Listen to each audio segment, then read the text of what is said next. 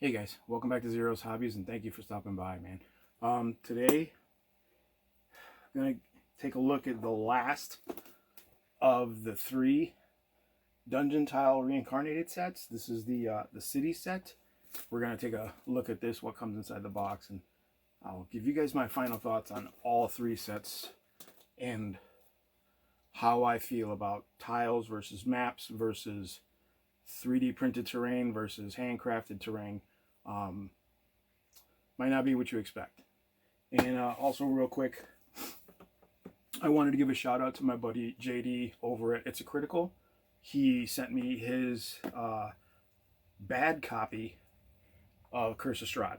I guess the binding wasn't up to par, so they sent him a new one, and he sent me this one, and I just want to say, JD, I appreciate you, man. Thank you very much. I still have your book coming. I apologize for it being so late, but it's coming. And also picked up the Tomb of Annihilation module, because it's got everything in there for the Jungles of Chult, and I'm a really big fan of Jungles of Chult, and I'm going to go over how I feel about these modules and what I'm going to be doing with Dungeons & Dragons moving forward. Alright guys, sit tight.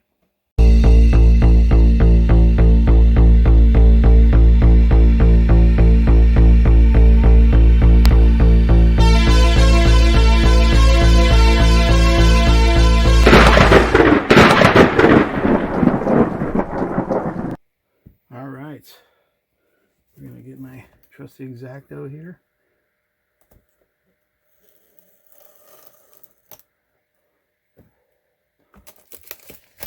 You know how they say always cut away from you? It's not always the case with an X-Acto. Just don't believe all the hype. It's not always the case. That there was for my buddy Hate.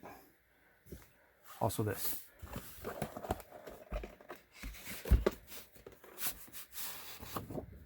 Yeah, I like that feeling. Alright. So, you see we have some rooftops and a narrow alleyway here.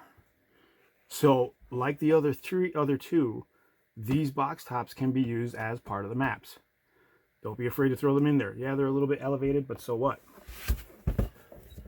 Same thing on the other side. Kind of sucks, it's the same print, but whatever. It does what it's supposed to do, right? And it adds more to your map. Like, again, don't be afraid to use them, because this is gonna help you extend your mapping, which is basically what it's all about, right? Like that's what we're looking at here.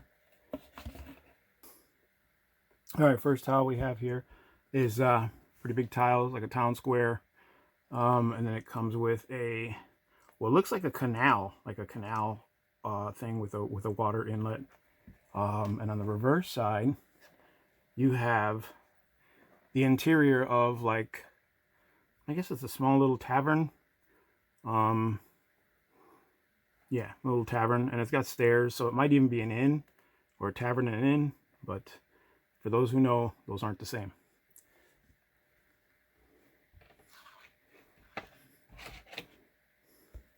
All right, the next one we have 1, 2, 3, 4, 5 tiles. This looks like a sewer cap, yeah. So just basically streets, because those are cobblestone. There's little puddles there, you know.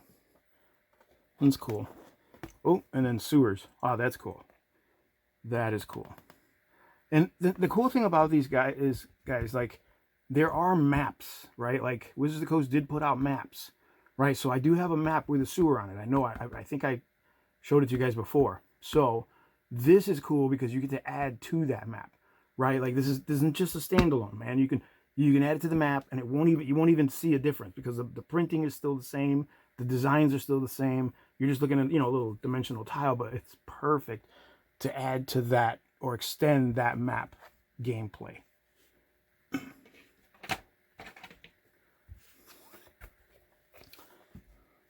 Another set of 5 tiles. We've got some stairs here, another street. Looks like some indoor wooden plank, wooden flooring. Some more sewer tiles. A little bridge here. That's cool. Is that a bridge? Yeah, that's a little bridge. That is cool.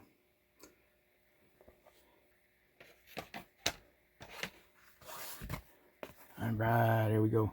So we have docks. Okay, and these are like fully reinforced docks. That's kind of nice. Oh, there's a sewer pipe there too.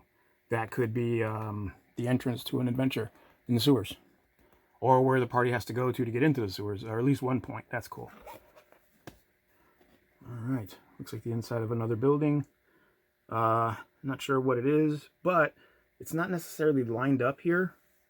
So this is probably just one half, and you could probably extend it with other pieces. You know what I mean? And this looks like a little,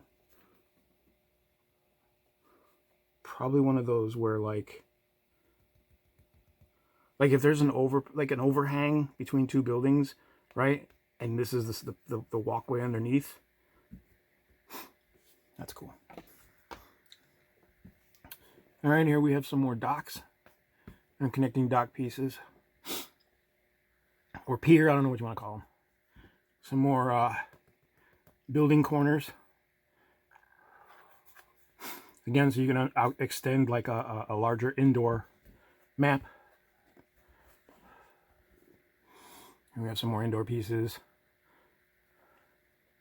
Little steps up. That's interesting. Could be an official building, a more official building, like the building of a magistrate or a town official, or even the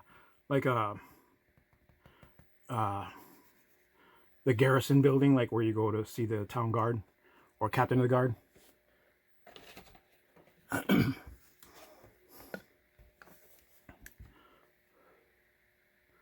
All right, looks like the outer walls of, or just outer walls. Yeah, it could be just, because there's like cobblestone and grass, obviously. So yeah, these are probably just outer walls, something you could use as a perimeter for your town.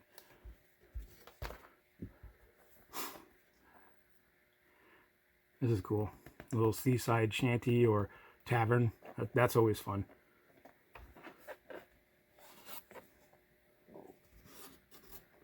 More interior, exterior. Same thing with this. This is cool. And again, they don't line up per se, right? So you're not going to just slap that together. You're going to use this with some of the other pieces to extend that, make it a bigger interior.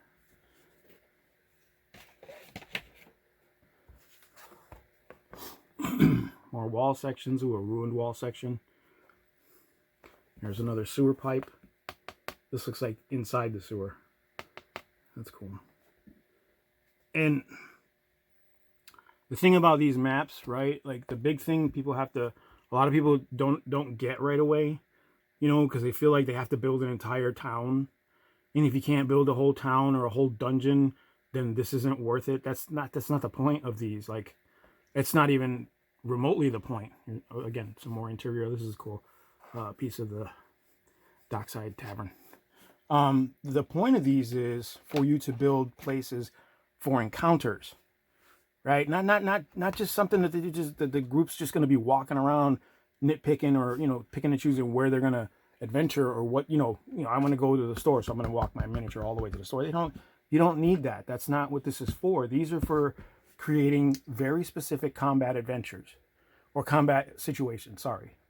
Like when the group is actually going to start rolling dice for initiative, and the monsters are there, or the town guard, or the militia's coming to arrest them because they were starting a fight at the tavern, then you put these down. Then you create your little map, and the adventure begins there and ends there. Like once the combat is over, combat's done, everybody's dealt damage, those that are wounded or dead or whatever are removed, people are collecting experience points, looting bodies, then this goes away, right? Like you put these tiles back in the box, you put the map away, that part of that combat is over.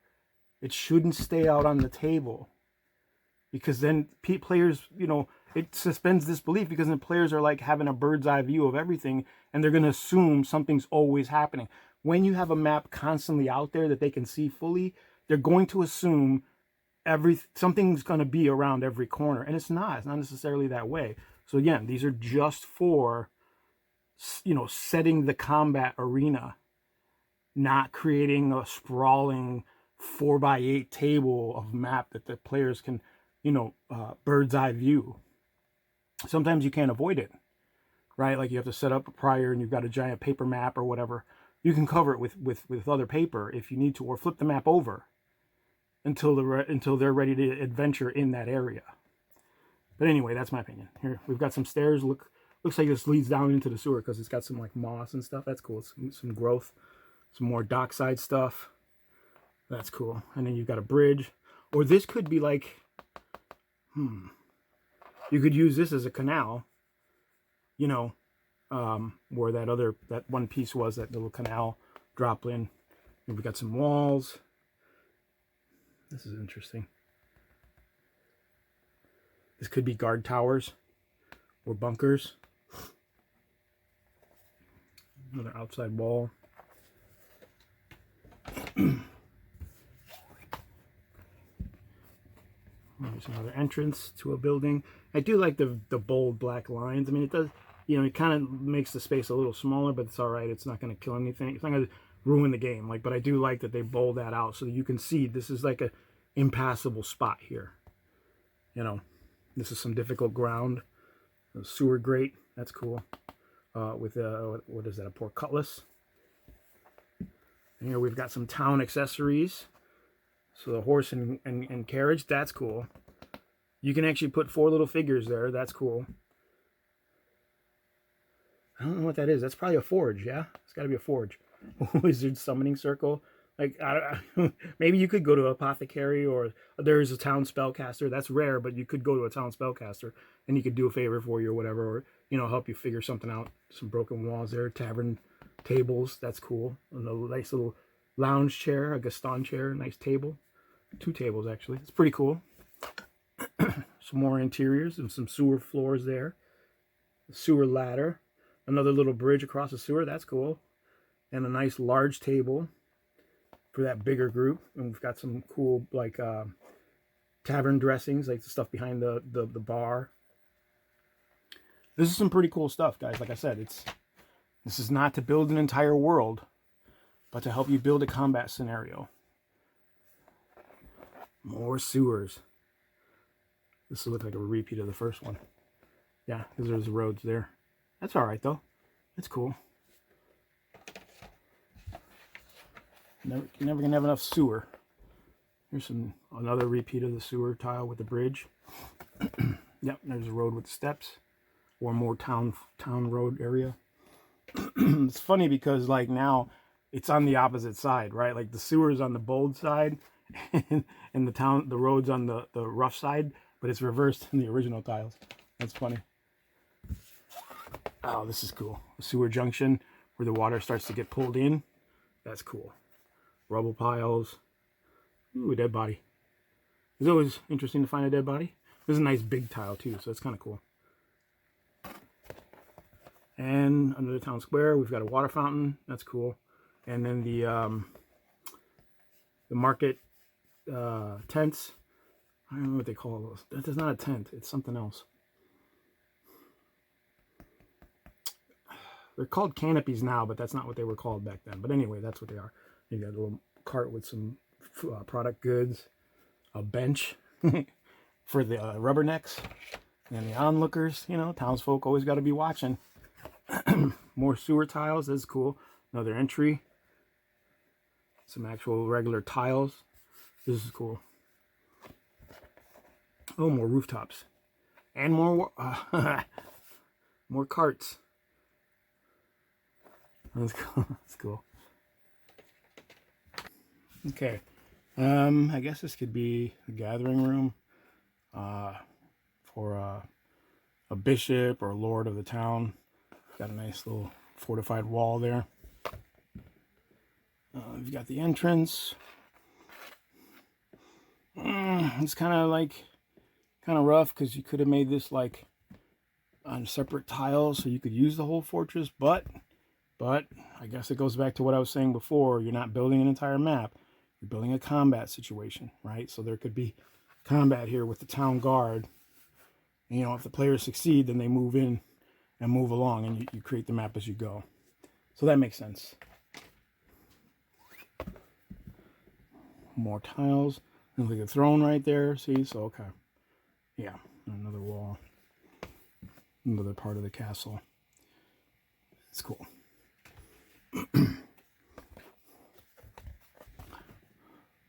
Barracks could be. Got a little drawbridge, port cutlass, little side tower, stairwell, another little corner wall there. That's weird. That's a weird little corner. Another tower wall, corner, trap doors, port cutlass, ooh, well. This could be a nice adventure hook too. Open part of the tower. All right, so there you go, man. That is the city tiles reincarnated from Wizards of the Coast, Dungeons and Dragons.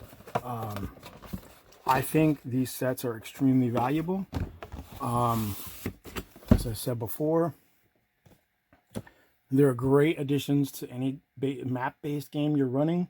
If you have like paper maps already, even if you draw your own maps on a board, these are great to add to that. You know, like, again, you're not building giant sprawling mega dungeons. Unless you want to, you can go get like 3 sets of these, 3 or 4 sets of the others, and then you can build whatever you can to your heart's content. You're still paying less than, like, if I bought 4 sets of these at like maybe $18 or $20 a pop, right? That's $100, or 5 sets of them, $100. Huge amount of tiles, hundreds of possibilities. But if I spend $100 at Dwarven Forge, I'm not going to get even close to that. So I'm just saying, like, I'm not knocking Dwarven Forge. I'm just saying that this is a way more practical and affordable method of mapping for combat. And, like, again, you can just, it's the size of like 2 books. You know, it doesn't take up that much space, you know. And if you're at home and you're running your game at home, this is perfect. You pop this on a shelf.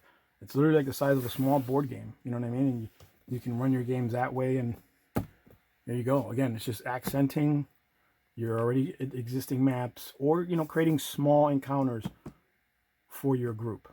Especially these sewer ones, like these tight areas, is perfect for like some bigger monsters that take up space. You know, I know it sounds weird, but like an ogre, or, you know, something like that, like something big, you know, a large size, or maybe huge. I don't know. Huge is a little big. You could do a huge in these sewer tiles. That would really cramp the players, right? Like, it would really force them to like think outside the box when it comes to combat, how to deal with monsters, not just like, oh, we're all gonna run up and just lay damage down. You know what I'm saying? Like, you have to make your players think about their encounters and how they're gonna handle things. So this is kind of good for that. But that's just my opinion, you know. Now we're gonna talk about something else. Talk about these bad boys and why I got these guys. Let's see here. Let's get a little zoomy out for you guys. All right. So, Curse of Strahd and Tomb of Annihilation. This I got for free from my buddy JD. JD, thank you. Appreciate it, man. Love you, brother. And this I got for a holiday gift. Like, someone got me this for Christmas. I put it on my Christmas list because I was like, I want them, but I don't want to spend the money on them right away. I got it for Christmas. So this one is an adventure for 1 to 10 players, 1 to 10th level. Okay, this one is an adventure for players 1 to 11th level. Now, you could run these modules as they are, and there's nothing wrong with that from start to finish. Pretty big books. Got a lot of information. This one has like a ton of like handouts. It's got a map. I mean, that's some pretty cool stuff, you know? Like, there's like 24 different handouts here for players. That's some cool shit, you know? I think it's cool. They've got monsters, a nice bestiary of stuff you're only going to find in the jungles of Chult, right? So this is why I bought this book. This one here, this is a standalone. It doesn't matter what world you're playing in. Greyhawk, Forgotten Realms, shit, you could even be in Eberron or Dark Sun and still run Curse of Strahd. It's a little stretch for Dark Sun and Eberron, a little stretch, but you can still do it. The players could end up here, and that's just how they just have to deal with it. It's a standalone, right? So it's a great 1-2. You know what I mean? You just go through it. This is a pretty good module as well, right? It's got its perks. I did not get this for the module, unfortunately. I bought this for the Faerun information, or information on Faerun at its current time. in 5th edition, right? Like what's going on in Faerun and the Jungles of Chult in 5th edition. That's why I bought this book. Same as with some of the other books I'm going to buy, like Jungles, or not Jungles, oh man, Salt Marsh, you know, the Yawning Portal, probably the Briar Queen, or whatever that's called, the Brine Queen, the Dritz Duerden area of Forgotten Realms, you know, the north. You get those books. Not all, I'm not getting all of them. I'm not getting a lot of the, like Tasha's Cauldron. I'm not getting Candlekeep. I'm not getting any of that stuff. I wish Candlekeep was not as woke as it is, but it is what it is. You know, I'm just not going to invest in that. Like, and that leads me to my discussion about Dungeons and Dragons as a whole, right? I played one game of this as a necromancer. We didn't go very far. Didn't do very well because I came in the game like kind of late. And I came in the game at the point where I think the GM was pretty much ready to let go of the game and play a different game. So there was a TPK that we pretty much was like, well, this is it. This is over. We're done. Right. And I mean, it is what it is, you know, but I didn't cut my teeth enough to figure out whether or not I hate this game or I like this game. Now, I know a lot of people, you know who you are. A lot of people are jumping ship. I'm done with Dungeons and Dragons. It's woke as fuck. I'm not dealing with it anymore. I'm not buying anymore. Wizards of the Coast ain't getting none more of my money. Fuck them. I get it. Then there's those other guys who are like, dude, I have a free copy. Dude, I have a free copy of this OSL. Dude, it's way better than Dungeons and Dragons. Totally better than Dungeons and Dragons. All right, why? Why is it better? Bro, it's like 3.5, but without the feats and all the math and all the numbers and all the stats and all the skills. It's so much better, bro. I'm like, so it's basically Dungeons and Dragons with a different dressing. No, dude. It's no, bro. It's way better. It's so much better because it's D&D 3.5, but less. What the fuck, bro? You can keep that shit to yourself. You know, I bought the core rule books for this game. I bought into the hype, whatever. I bought into core rule books. I'm getting some of the modules for the information in there. And that's it. I don't need another, Sword and Sorcery, Castles and Crusades. I don't need another fantasy world role-playing game, Pathfinder. No offense to Pathfinder. But I don't need that. Why? Because I already have what I wanted. I already bought these books. You're basically saying, I'll give you a free PDF to run a better game than Dungeons and Dragons, so you can just throw out all the books you paid for, all that money you spent, that time and effort you spent reading those books. You can get rid of all that bullshit, because OSL is better. OSL ain't shit. Kiss my ass. Okay? And that's the bottom line. That's like telling a man who just went and bought a Mercedes for $100,000, oh, dude, I could have got that same car for free, just because it's better. But it's not a Mercedes though, but it's better, but it's free. Get the fuck out of here, man. It's like saying you're an idiot for spending money on shit what I got for free. Fuck off. You wouldn't even have OSL if it wasn't for Dungeons and Dragons. There's so many people criticize this game, and I get it. It's not perfect. It's not a perfect system, and there's too many people writing for it, and too many people who don't play the game making decisions for it. I get it. I'm not blind to what's the problems of Wizards of the Coast. What I am saying though is, your shit is just a copy of this shit. Let's fucking be real. Let's be real. Unless it does something completely different, it is a copy of this shit. With a different sauce spread on it or something. I don't know. A different color. Okay? But if it's Sword and Sorcery, it's just this. With less rules, more rules, different rules, superpowers. I don't care what you want to call it. It's just this. Okay? Games like, I don't even want to go too far here, because then people, well, they're all based on the same shit. Yes, they are. They're all based on numbers and people making believe, playing make believe. It's all the same shit. But games like, Kids on Bikes. That's a new game I just came across.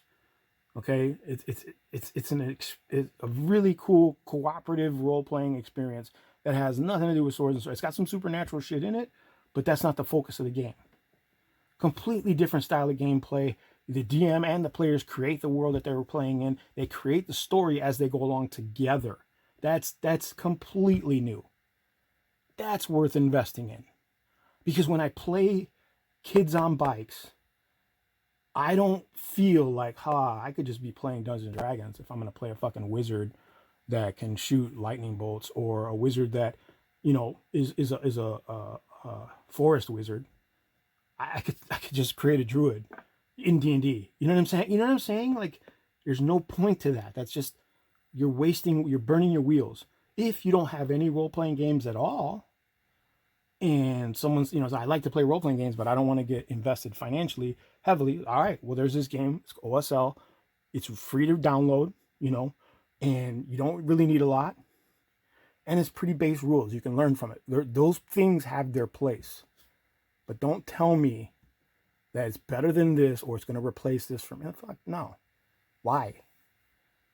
Like that new car you bought, just put it in the garage and don't use it, and use a minivan instead. Because it's better on gas. You can carry more people in it than you can in a Mercedes. But I spent $100,000 on this Mercedes. Yeah. That's stupid. You could spend 30 on a minivan. Anyway, that's my rant. All right, guys. As always, like, subscribe, share, and we'll catch you on the next one. Worth the money.